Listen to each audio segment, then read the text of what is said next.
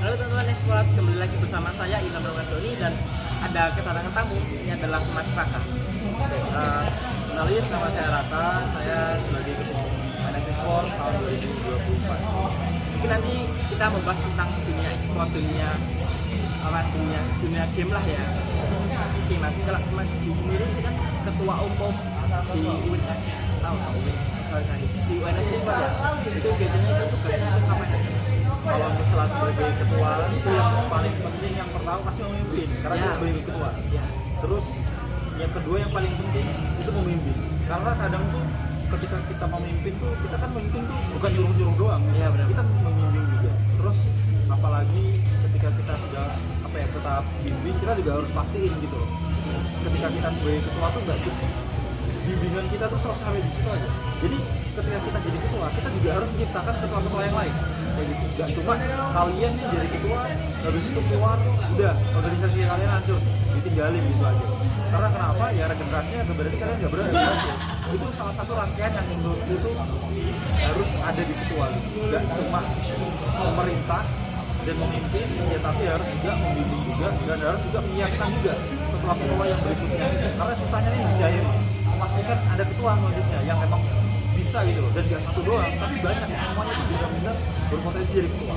Itu kayak gitu sih kalau saya jadi ketua. Regenerasi ketua baru gitu ya. Iya, regenerasi Titik baru lah memimpin tim yang akan datang. Itu kalau di dunia seperti Mas kan dulu kan udah mungkin dulunya pergerakan sipil itu di apa sekarang ada perjuangan atau kalau perjuangan sih pasti panjang, karena kan emang awalnya jadi atlet itu udah cukup lama ya, 1,5 tahun jadi atlet PUBG, sering juga turnamen. Nah awalnya itu gara-gara emang ketua divisinya PUBG yang sekaligus itu jadi manajer, itu kebetulan dia ini lagi kerja tesis, jadi emang terdapat kekosongan jabatan di situ yang mereka manajer saya tuh nggak mampu pasti. ya. Jadi ketika di situ saya pun juga mau ngurus, akhirnya saya naik jadi ketua divisi. Dan awal itu tuh karena memang dulu pas komunitas kita ya belum jadi UKM, terus juga masih banyak orang yang belum tahu juga, jadi nggak ada pengurus. Jadi pengurusnya itu cuma aku doang, dan itu juga nyambi jadi yang lainnya. Jadi saya handle media sosial juga, handle manager juga, jadi analis juga, dan saya juga masih jadi main di tim gitu. Karena memang timnya itu kan orang-orangnya tuh tim satu, emang 3 nih jago. Iya, jadi 3 tim jago. Nah kurang satu nih, karena gara saya udah lama, terus saya juga kebetulan analis juga kan, pasti lebih ngerti lah gambling kayak gimana. Walaupun memang firepowernya nggak sekeras mereka, cuman kan kita ngandelin makro play-nya. Yang penting walaupun kita nggak banyak nembak, nggak banyak nge-kill, tapi gameplay timnya tuh bagus, rapi, makanya diajak gitu ya. iya gitu. Mungkin gitu. Terus saya tuh jadi ketua divisi itu cuma 3-4 bulan aja, nggak lama, karena itu benar-benar dari atlet. Pas dari komunitas kan kita nggak ada peraturan apa ya, langsung Ya. udah naik turun ya kayak gitulah. Jadi ketika saya jabat 3-4 tahun itu, ya udah ketua umum pun kosong akhirnya, karena yang ketua umumnya sebelumnya itu udah mau skripsi, dan akhirnya yang dipilih itu saya sebagai ketua umum. Depan itu Mas aku bukan. Ya Mas Abdul dulu, ya itu foundernya Sport gitu ya. Tadi kan bahas tentang divisi-divisi ya Mas. Kalau di UNS itu ada berapa divisi? Kalau di UNS Sport tuh ada 4 divisi game, 4 divisi game. Ya, kalau misalnya pengurusannya sebenarnya ada banyak. Ada media, ada marketing, ada humas, ada media, marketing, humas, apa lagi ya? Bendahara, sekretaris. Ya, kalau misalnya di game kita 4. Kenapa nggak ada FF sih? Ya karena pengurusnya nggak ada yang mengurus. Jadi kalau misalnya di sport sistemnya, ketika nggak ada yang mengurus, divisi itu pun tidak ada. Mau atletnya teriak-teriak, kamu salah satu dari kalian jadi tunggal baru jadi pengurus. Iya, harus ada yang ngurus. Kalau nggak ada yang ngurus, udah kalian sendiri di sana gitu. Terus ada 4, ML, PUBG, Valor, sama PES. Yang jadi pembeda daripada yang lain itu PES. Kenapa? Karena emang PES ini nggak ada turnamen antar kampus. Tapi kebetulan atlet kita itu yang terkuat di Solo, jadi juara terus kita PS. Udah bosan gitu loh, ya gimana pasti juara. Bahkan ya itu list band player kita itu list band. Jadi kalau misalnya ada turnamen yang di list band itu udah pasti kita juara. Masalahnya bayar di dia, jadi dia yang player paling jago ini ngajarin player-player yang lainnya biar mereka itu jago juga, ya dia jago lah. Ini ada marketing lah, itu tugasnya marketing sama gimana juga sama. Kalau misalnya Bumas itu kan lebih ke dia hubungin orang dari eksternal maupun internal, karena kita nggak ada divisi internal, mereka pun juga yang nanti menghubungkan di antara divisi yang lainnya kita. Jadi jobnya divisi eksternal dan internal itu kan sebenarnya misalnya tidak diserahkan ke Humas semua ya. Jadi kayak ada proker kayak seperti mantra itu nanti ke Humas semua ya. Kayak gitu kayak jadi bukan buat dia lagi itu enggak, jadi tetap kepalanya dari mereka, cuma nanti kita tetap ada panitia sendiri itu ada kecil-kecilan bantu gitu aja. Ya tanggung jawab itu lebih ke tanggung jawab divisinya untuk menyelenggarakan acara itu, nggak proker dari divisi itu kan. bisa misalnya ada kayak ada turnamen di luar sama itu nanti dari UNS itu nanti kelola buat terjunin anak atletnya buat ikut turnamen itu gimana?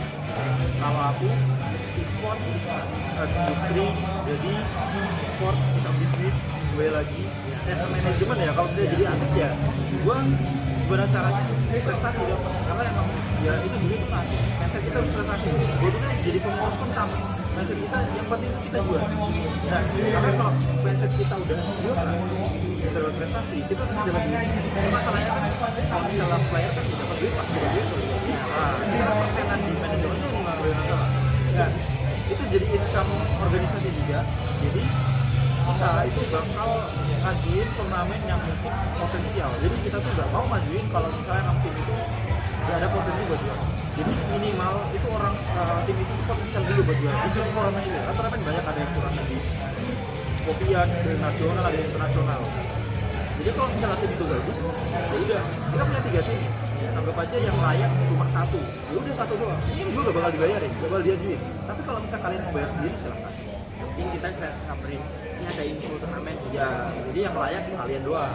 Dan duit dari kita ya cuma buat mereka. Dan kalau misalnya kita ada setiap bulan setiap bulan dua turnamen misalkan. Yang satu turnamen itu divisinya 3. Setiap divisi minimal 2 tim. Pendaftarannya 50.000, ya bangkrut. Kalau misalnya nggak ada yang juara, ya bangkrut dong. Nah itu makanya manajemen di sini.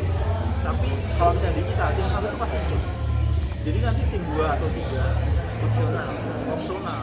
Ya kalau ya ikut kalau ada duit juga kan bisa. Apalagi kalau turnamen gratis pasti ikut semua. Jadi kalau misalnya kayak turnamen gede dan itu bayarnya gede, ya pasti tim 1 kok yang ikut. Itu privilege tim 1 pasti ikut turnamen. Makanya lu harus jago mereka dan lu layak kan mereka biar ya lu tim 1.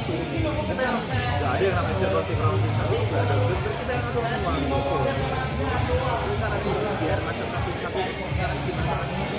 Caranya itu banyak. Jadi di tim 1 itu kita tuh nggak cuma dua, tapi dari karakternya, dari sifatnya. Juga di tim 1 itu banyak juga orang yang karakternya masih cuma itu udah lebih baik daripada yang lainnya. Itu juga jadi masalah.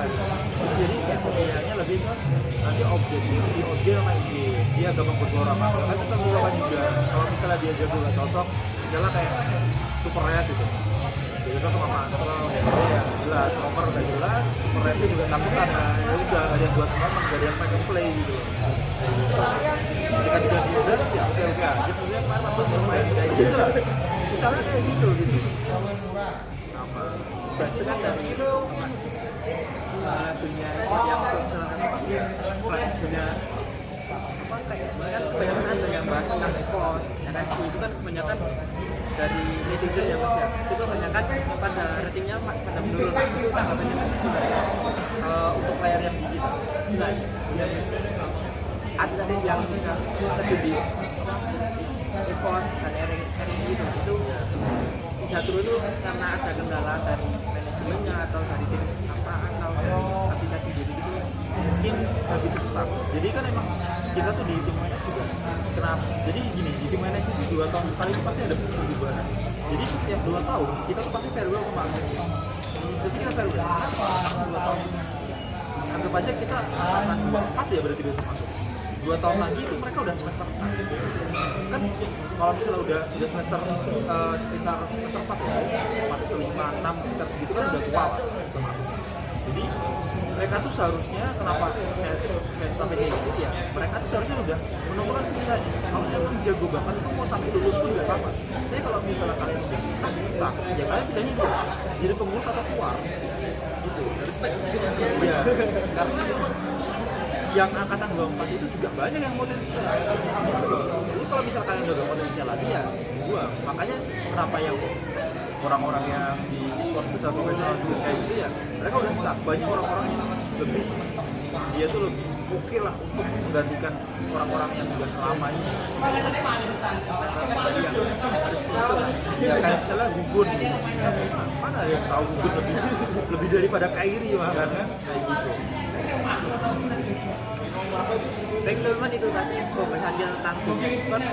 Kurang lebihnya nanti bisa kita bahas lagi di lain waktu. Untuk sekian dapat saya sampaikan, kurang lebihnya mohon maaf. Assalamualaikum warahmatullahi wabarakatuh. Salam e-sport.